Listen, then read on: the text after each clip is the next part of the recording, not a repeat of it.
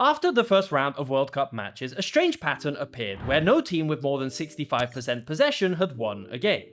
Since then, Spain, Portugal and Algeria have broken the trend, but the pattern is still there for everyone to see. Turkey are out despite averaging 75% possession.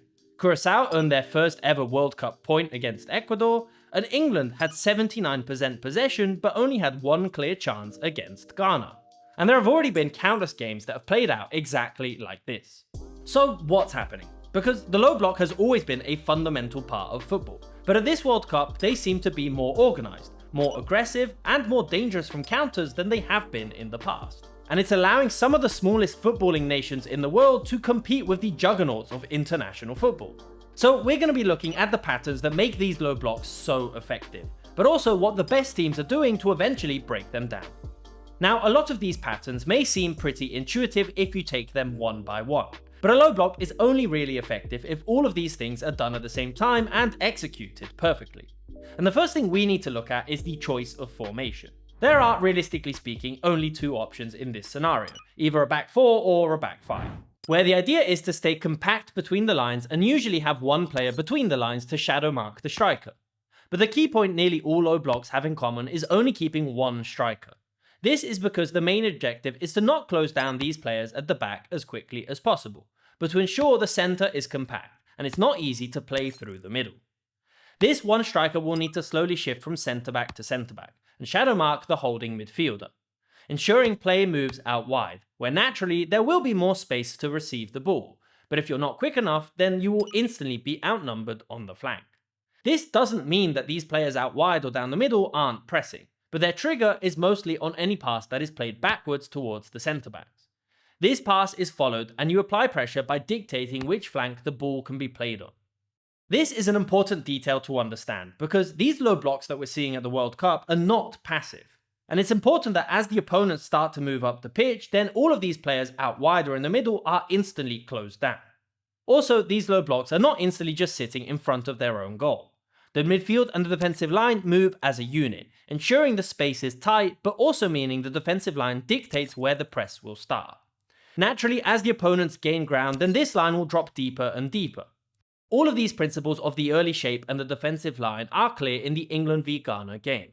Ayew is responsible with jockeying from one centre-back to the other. The rest of the midfield and defence is extremely compact, but they're not sitting far off the players. They're still ready to close them down once the pass is made. And, more importantly, there's absolutely no space for any player to receive the ball in these pockets. So, as England move the ball around, then the wingers are quick to close down these players and make sure the ball goes back where it came from. This is common in every low block we are seeing. Same in the Belgium-Iran game and in Spain's opening game against Cape Verde. Also with very little space to move through the centre. If a low block is working exactly as it should be, then as the game progresses you often end up with a pattern like this, where the attacking team ends up with a lot of players behind the ball, and not much threat on the defensive line. This is mostly because these players want to get on the ball. They're not getting much space in their usual positions, so are attempting to rotate more and more to help the team, but are subsequently causing more issues in the process, as it makes the defending team's job much easier.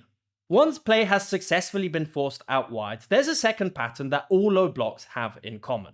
But before we take a look at that, why don't you put your football knowledge to the test on SoRare, and you could win up to $1,000 this World Cup.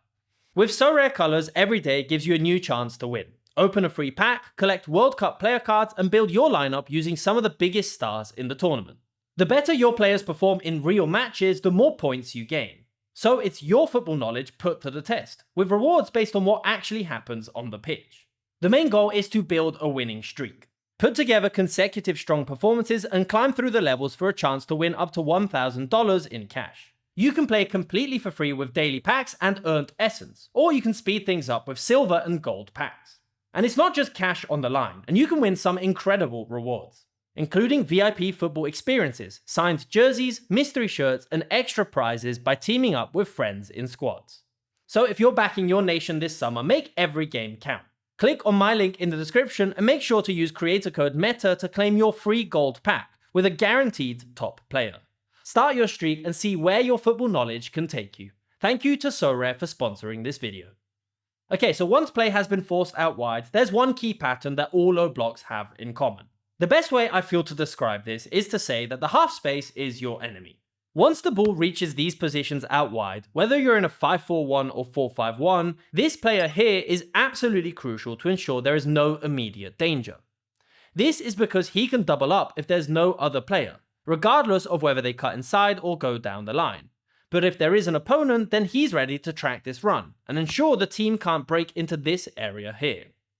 Cutbacks and crosses are absolutely the toughest thing to stop when sitting in a low block, as a perfect delivery from this area can very easily expose the whole team. So you need to force them away from this area and back towards the middle. Uzbekistan were only able to hold off against Portugal for 7 minutes in their low block. In this move, they'd done everything well to force play out wide, but got caught out with João Cancelo's run forward. And as you're stepping back towards the goal, there's the slightest gap in front of the defensive line for Ronaldo to attack and finish off the move.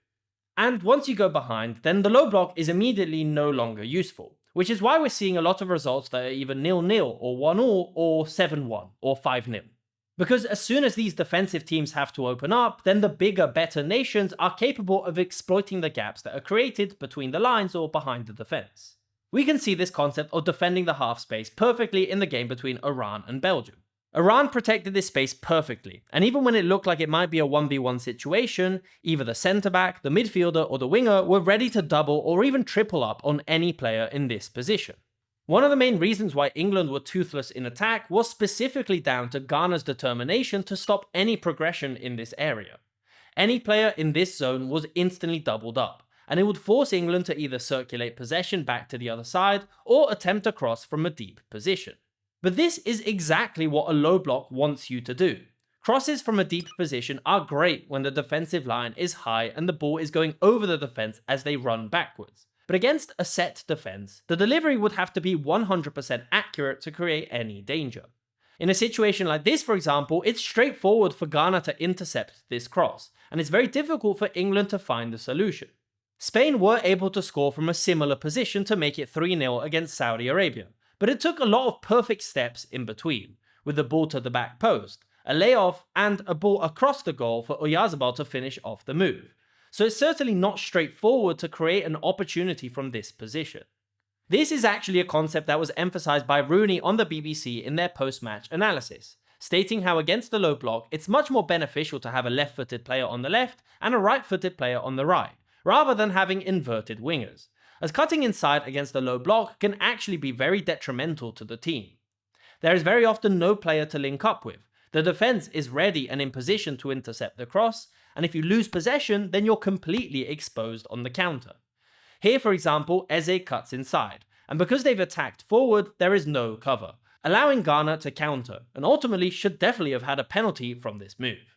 So if you're playing in a low block, these are the main areas you need to protect. The space between the lines so no player is free to receive in the middle, and the half spaces, where you'd then be forced to drop deep and potentially free a dangerous gap in the middle. If you don't cover these two areas effectively, then the low block simply won't last during the game. But this does also mean that you have to make a choice on the chances that you're willing to concede, because as we can see from the statistics, the opponent is going to have a lot of the ball and will likely shoot quite a lot. The important thing is that these chances are coming from areas that you're willing to accept the danger from. So this essentially means that you have to allow long-range efforts from outside the box, crosses coming from near the touchline, and crosses coming from this position outside the box.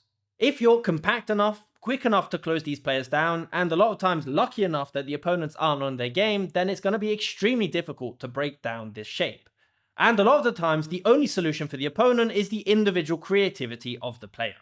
The perfect example from this World Cup is Turkey. Over their 2 games, they had 62 shots and an average of 75% possession.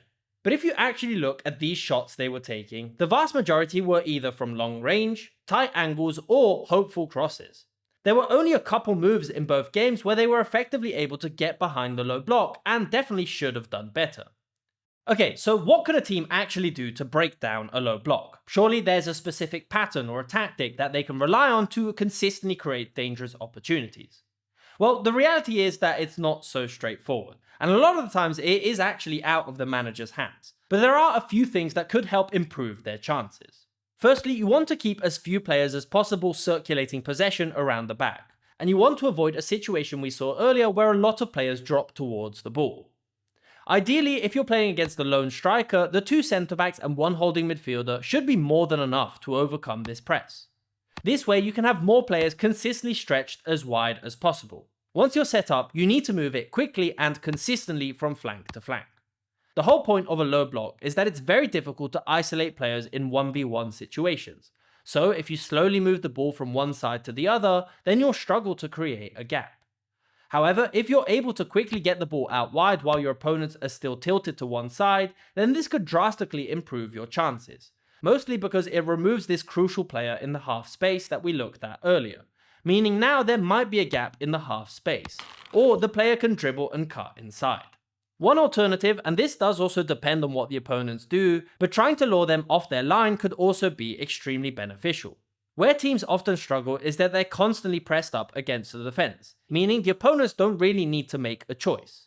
But if you're able to drop possession slightly deeper and slowly lure these players off their line, it could free up gaps in midfield you so desperately need. This is how Germany were able to get the best of Curaçao, often luring the press forward and then having much more space to run in behind the defense. Or it's exactly how Spain were able to get ahead against Saudi Arabia, exploiting some bad positioning on the goal kick and finding a player ready to attack forward. But this does also depend on the opponents, because if they don't get baited into pressing, then you'll eventually just end up back at the start. So I think the World Cup has shown to us that even if you don't have the best players in world football, a well-organised low block can be one of the toughest things to break down, even if you have some of the best players in world football. But I'm curious to see what you think of this in the comments down below. Do you enjoy watching these teams sit in a low block if it means they can get a historic point in the World Cup? Or would you prefer to see both teams go for the win, even if it means they concede 4 or 5 goals? Let me know your thoughts in the comments down below. Thanks for watching.